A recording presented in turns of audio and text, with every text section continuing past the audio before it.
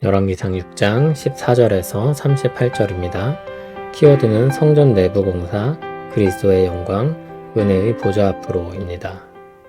솔로몬이 성전 건축하기를 마치고 백향목 널판으로 성전의 안벽, 곧 성전 마루에서 천장까지의 벽에 입히고 또 잣나무 널판으로 성전 마루를 놓고 또 성전 뒤쪽에서부터 20규빗 되는 곳에 마루에서 천장까지 백향목 널판으로 가로막아 성전의 내소 곧 지성소를 만들었으며 내소 앞에 있는 외소 곧 성소의 길이가 40규빗이며 성전 안에 입힌 백향목에는 박과 핀 꽃을 아로 새겼고 모두 백향목이라 돌이 보이지 아니하며 여호와의 언약궤를 두기 위하여 성전 안에 내소를 마련하였는데 그 내소의 안은 길이가 20규빗이요 너비가 20규빗이요 높이가 20규빗이라 정금으로 입혔고 백향목 제단에도 입혔더라. 솔로몬이 정금으로 외소 안에 입히고 내소 앞에 금 사슬로 건너지르고 내소를 금으로 입히고 온 성전을 금으로 입히기를 마치고 내소에 속한 제단의 전부를 금으로 입혔더라. 내소 안에 감람나무로 두 그룹을 만들었는데 그 높이가 각각 10규빗이라.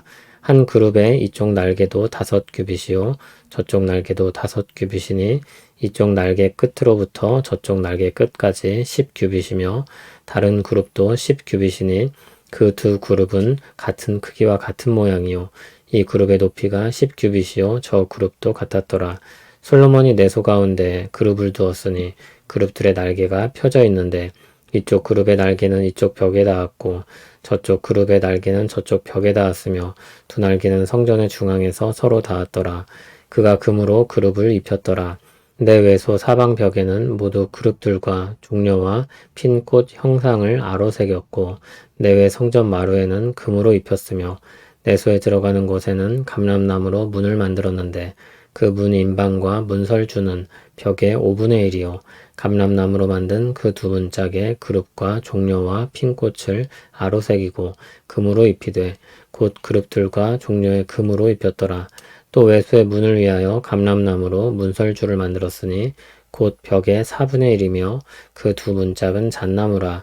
이쪽 문짝도 두 짝으로 접게 되었고 저쪽 문짝도 두 짝으로 접게 되었으며 그 문짝에 그룹들과 종려와 핀 꽃을 아로 새기고 금으로 입히되 그 새긴 데에 맞게 하였고 또 다듬은 돌 3켜와 백향목 두꺼운 판자 1켜로 둘러 안뜰을 만들었더라.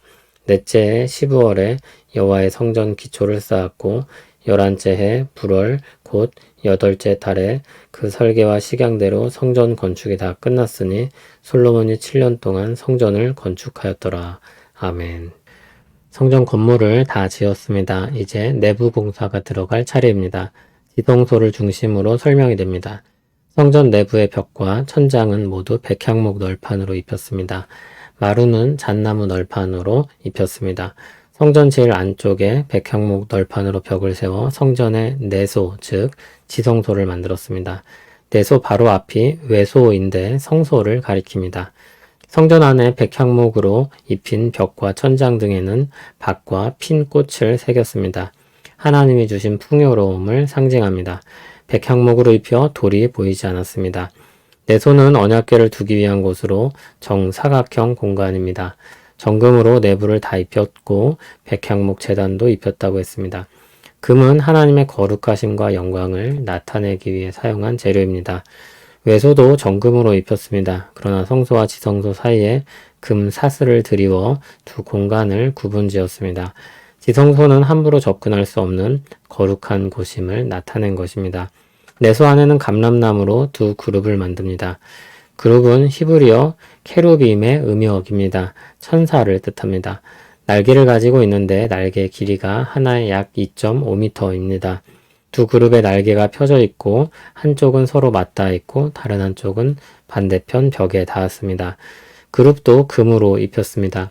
내소와 외소 사방 벽에는 그룹들과 종려나무와 활짝 핀 꽃 형상을 새겼습니다. 성전 마루는 금으로 입혔습니다. 내소로 들어가는 곳에는 감람나무로 문을 만들었습니다. 외소의 문은 감람나무로 문설주를, 잣나무로 문짝을 만들었습니다. 각 문은 두 짝으로 접도록 했습니다. 문짝에는 역시 그룹들과 종려나무와 핀꽃을 새기고 금으로 입혔습니다. 성전 밖에 나와서 그 앞에는 안뜰을 만들었습니다. 다음은 돌 3켜와 백향목 두꺼운 판자 1켜로 둘러서 벽을 쳤습니다. 여기 켜는 겹 또는 층을 뜻하는 말입니다. 그림으로 그리면 더 쉽게 파악할 수 있는데 막상 그리려고 하면 어려운 부분들이 있습니다. 특히 그룹을 그린 그림들을 보면 상상을 많이 가미해서 그린 그림들이 많습니다. 참고만 하시면 좋을 것 같습니다. 37절, 38절에는 공사 기간에 대해 말합니다. 솔로몬 통치 넷째 해 12월, 즉 둘째 달에 기초를 놓았고 11째 불월, 즉 곧 8째 달에 완성했습니다. 총 7년의 시간이 걸렸습니다. 정확히는 7년 6개월이 걸렸습니다. 솔로몬이 건축한 성전은 성막과는 사뭇 다른 느낌입니다. 달라진 것들이 있기 때문일 것입니다. 이동식 텐트 구조에서 고정된 건축물로 바뀌었습니다. 백향목이나 금처럼 값진 것들로 지을 수 있는 여건이 마련되었습니다. 솔로몬은 성전 건축을 위해 헌신적으로 많은 것들을 쏟아부었고 크기도 기존 성막에 비해 2배로 크게 지었습니다.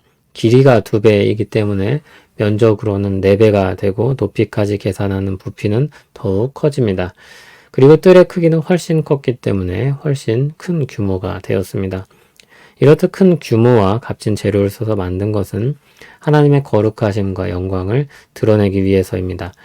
이 땅에서 할 수 있는 한 가장 값지고 특별하게 만들어 그 무엇으로도 비할 수 없는 하나님의 거룩과 영광을 나타낸 것입니다. 하나님의 거룩하심과 영광스러움을 생각하면 이 땅에 그 어떤 것을 사용한다고 해도 결코 과하다 할 수 없습니다. 오히려 그 무엇으로도 부족할 수밖에 없습니다. 우리의 헌신은 언제나 하나님의 무한성에 이를 수 없습니다. 옛 신앙인이 말하듯 유한이 무한을 담을 수 없는 것입니다. 우리의 헌신을 계량하는 것은 의미가 없습니다. 우리는 할 수 있는 최선을 다하는 것뿐입니다.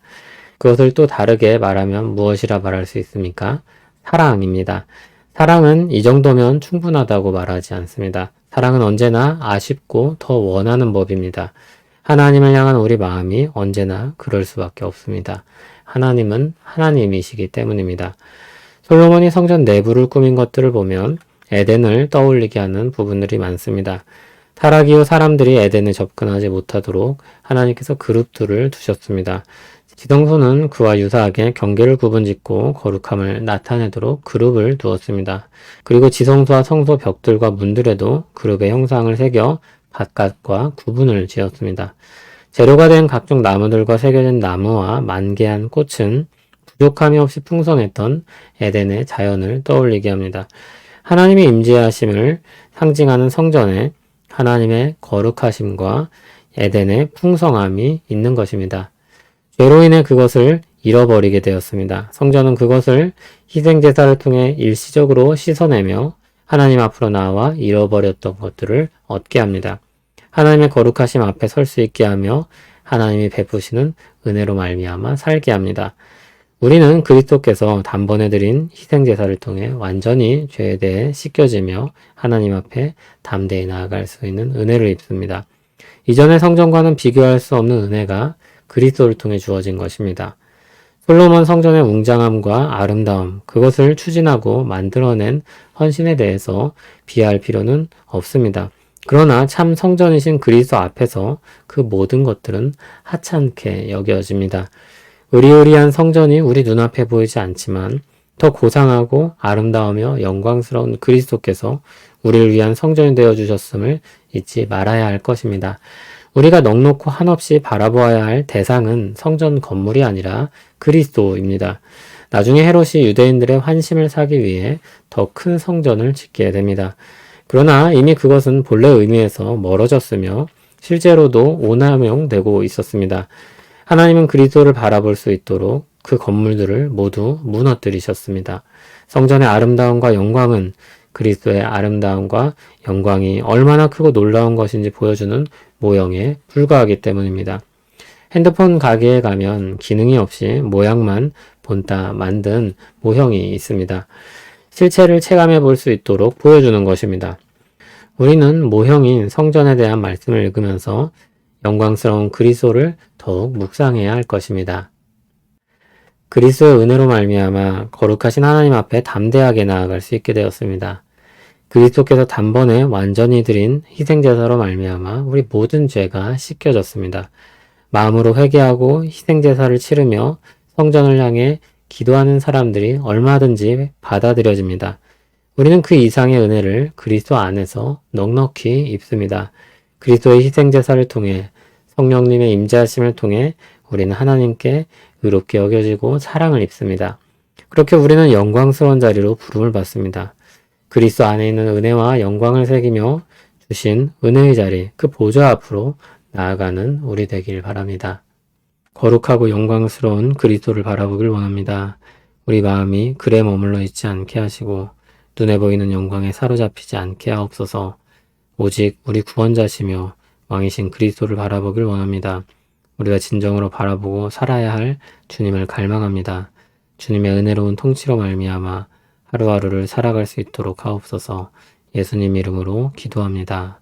아멘.